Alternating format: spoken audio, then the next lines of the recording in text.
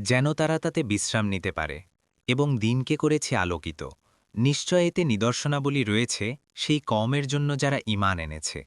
৮৭ আর যেদিন সিংগায় ফুঁক দেয়া হবে সেদিন আসমানসমূহ ও জমিনে যারা আছে সবাই ভীত হবে, তবে আল্লাহ যাদেরকে চাইবেন তারা ছাড়া। আর সবাই তার কাছে হীন অবস্থায় উপস্থিত হবে। ৮৮ আর তুমি পাহাড়সমূহকে দেখছ, সেগুলোকে তুমি স্থির মনে করছ, অথচ তা মেঘমালার ন্যায় চলতে থাকবে। এটা আল্লাহর কাজ, যিনি সবকিছু দৃঢ়ভাবে করেছেন। নিশ্চয় তোমরা যা করো তিনি সে সম্পর্কে বিশেষভাবে অবহিত। ৮৯ যে ব্যক্তি সৎকাজ নিয়ে আসবে তার জন্য থাকবে তা থেকে উত্তম প্রতিদান, এবং সেদিনের ভীতিকর অবস্থা থেকে তারা নিরাপদ থাকবে।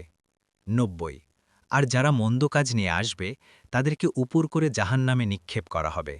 তাদেরকে বলা হবে, তোমরা যে আমল করেছ তারই প্রতিদান তোমাদেরকে দেয়া হল। ৯১ আমাকে তো নির্দেশ দেয়া হয়েছে এই শহরের রবের ইবাদাত করতে, যিনি এটিকে সম্মানিত করেছেন। এর সবকিছু তারই অধিকারে। আর আমাকে নির্দেশ দেয়া হয়েছে আমি যেন মুসলিমদের অন্তর্ভুক্ত হই। ৯২ আর আমি যেন আল কুরআন অধ্যয়ন করি।